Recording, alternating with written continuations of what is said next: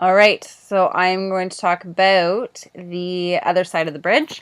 This book is about a brotherly relationship. So there are two brothers that grow up together, and what ends up happening, you see this divide. So one of them is very shy but dependable, gets the job done.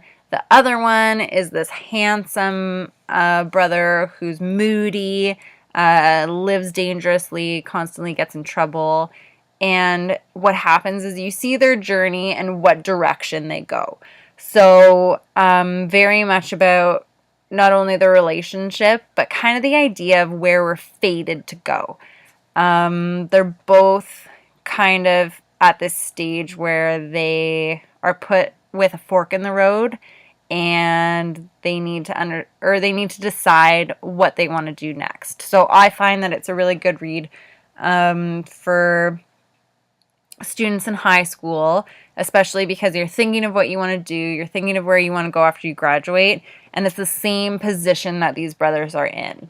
So set just as World War II is breaking out, and because of different reasons, they both can't enlist. So Jake, the rebel one, is in school, and he develops these relationships with girls, and he's kind of a player. He gets this girl pregnant. Meanwhile, Arthur, the other brother, ends up getting a job at the farm where they both work and grow up, and becomes this very dependable, hardworking guy. So the book surrounds the idea of where we're fated to go based on our personality, based on what we choose. Will we end up where we're supposed to end up? Or do the choices that we make lead us to our end result? And it's very humorous. The characters are awesome. There's also another character that's introduced to it where as the story is going along and we're learning about these two brothers, there's another character who's growing up and much younger than them, and he ends up getting a job at the farm and like falling in love with Arthur's wife. And it's just an interesting parallel because he's kind of going on the direction where they are headed as well, and you kind of figure out where he's going to. So I'll just read the beginning, part 2, about how they are throwing knives at each other, as brothers, I guess, do. And you can see what you think about it. There's a summer back when we were kids, when when they were kids, sorry. This is in third person. When Arthur Dunn was 13 or 14, and his brother Jake was 8 or 9. When for weeks on end, Jake pestered Arthur to play the game he called Knives.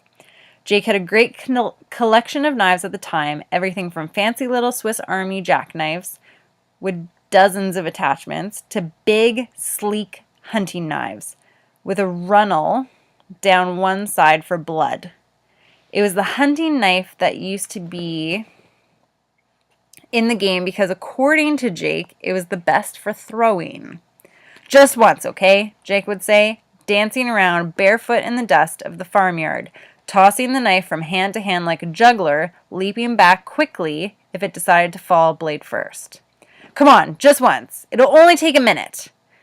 I'm busy, Arthur would say, and carry on with whatever task his father had sent him to do. It was the summer holidays, and the list of tasks were unending, but it was better than going to school.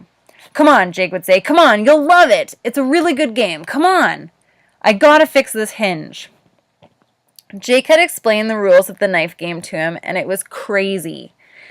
You stood at attention, facing each other, about 6 feet apart, and took turns throwing the knife into the ground as close as possible to the opponent's naked foot. You had to be barefoot, Jake explained, or there'd be no point to the game. Wherever the knife landed, your opponent had to move his foot alongside it.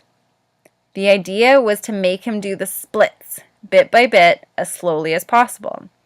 The more throws, the better. The smaller the distance between the still vibrating steel and the outer edge of your brother's foot, the better. Nuts. But in the end, as they both known he would, Jake wore Arthur down. That was Jake's specialty, wearing people down. It was a warm evening in July, the end of a long, hot day out in the fields, and Arthur was sitting on the back step doing nothing, which was always a mistake. Jake appeared around the corner of the house and saw him, and his eyes started to shine. Jake had dark blue eyes and a pale triangular face, and his hair the color of wheat. At 9 years old, he was slight and reedy.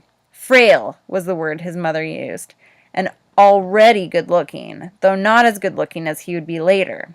Arthur, 5 years older, was big and slow and heavy, with sloping shoulders and a neck like an ox.